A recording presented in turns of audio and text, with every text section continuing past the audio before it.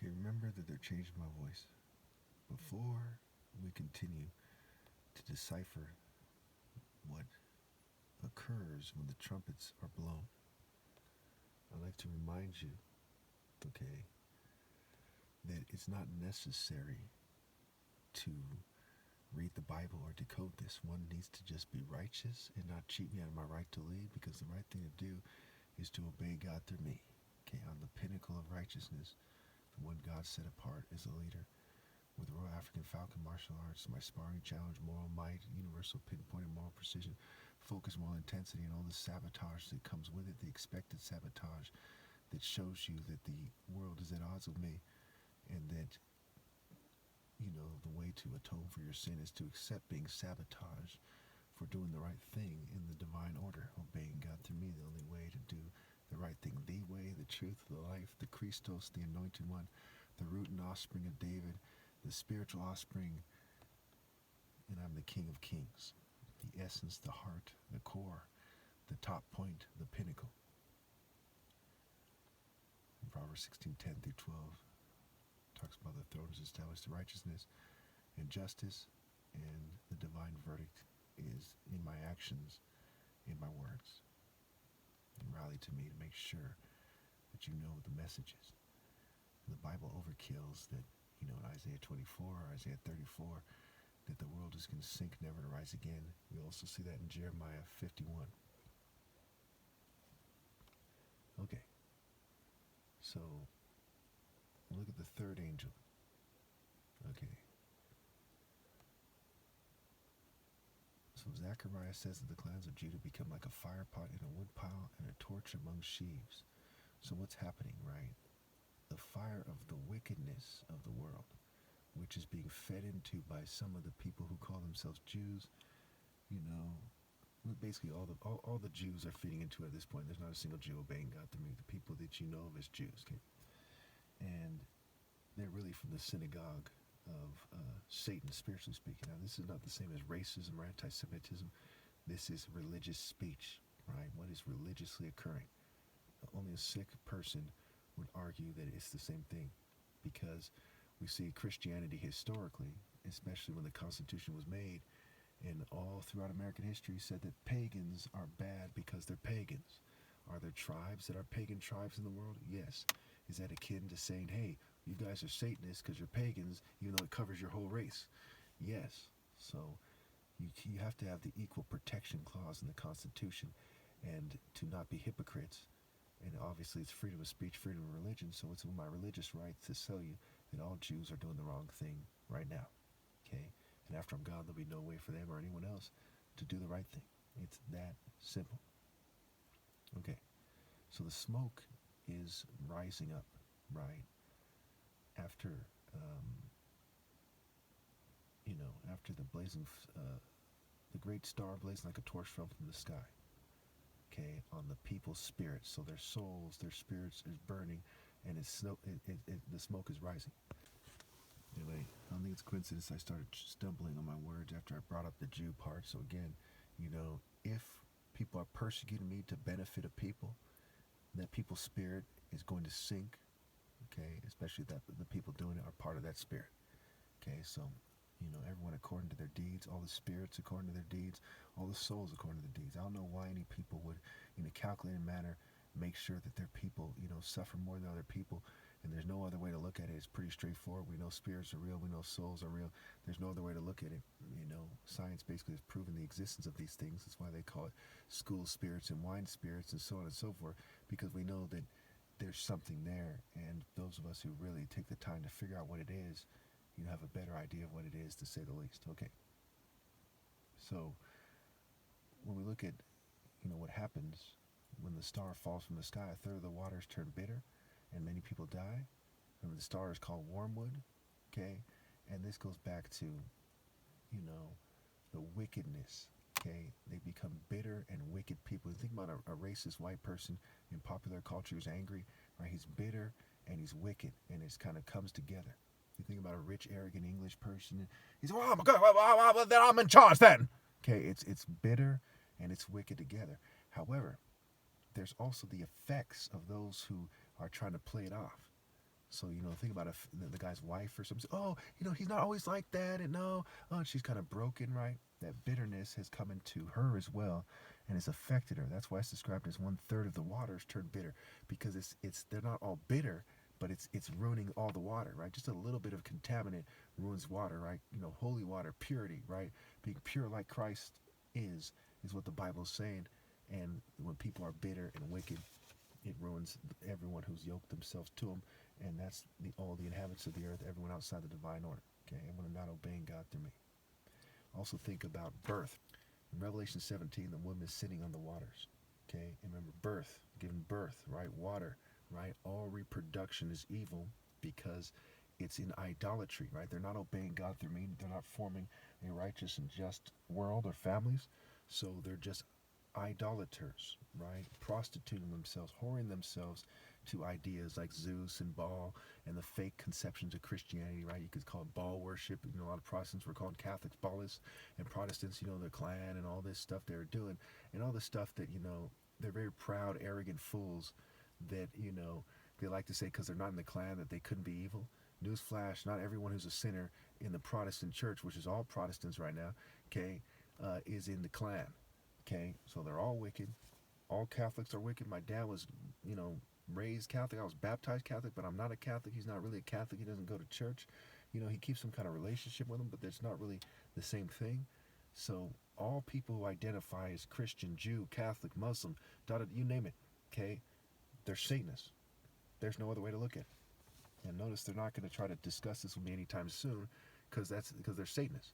It's very disingenuous to ignore the potent and logical arguments of a brain-searching son who's proven definitively that he's Christ and say, well, we're not like that, right? And then say, to avoid it, okay, instead of trying to debate it, right? And that's them conceding my point. You know what I'm saying?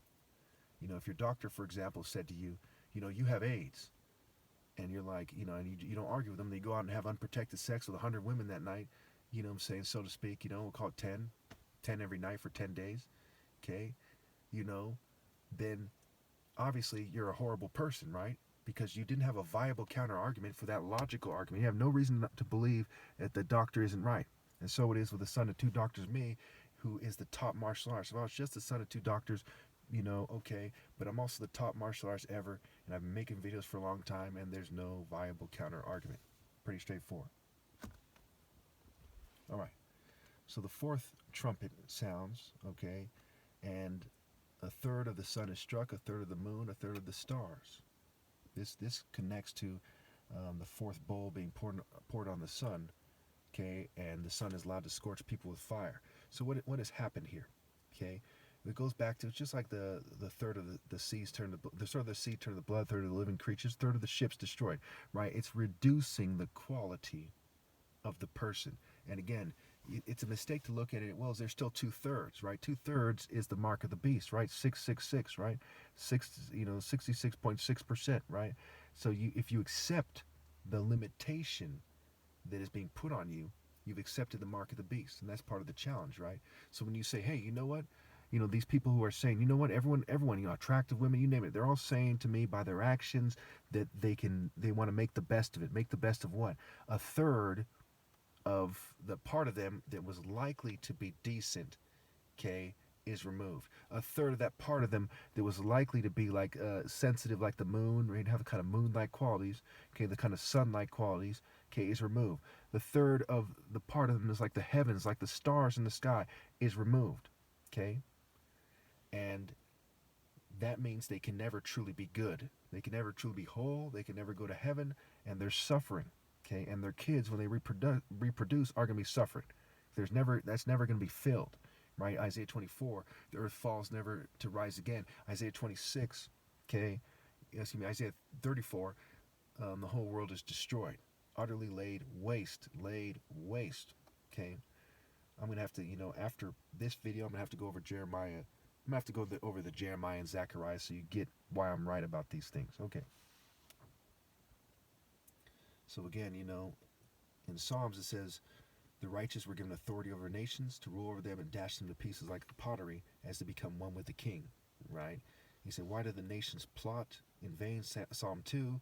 Why did the wicked, why did the nations plot in vain? He's installed his king, his top martial artist. That's me.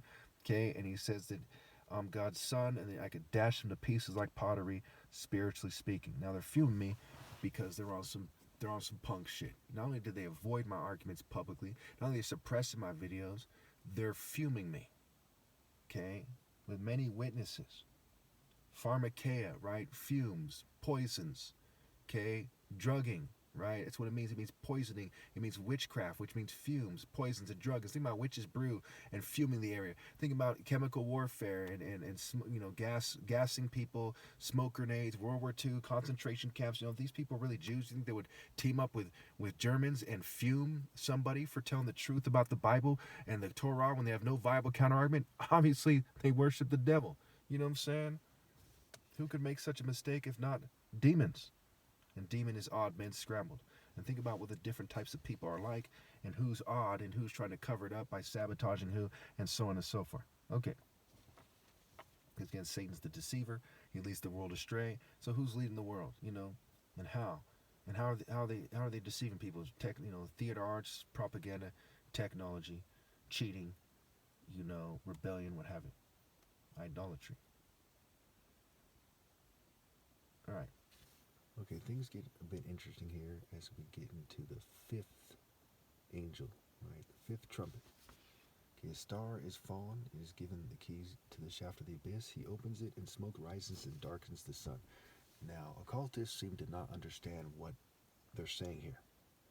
Okay, it's not saying that they're supposed to cover up who I am, right? Because we have to look at it all throughout Revelation. We see the sun being used.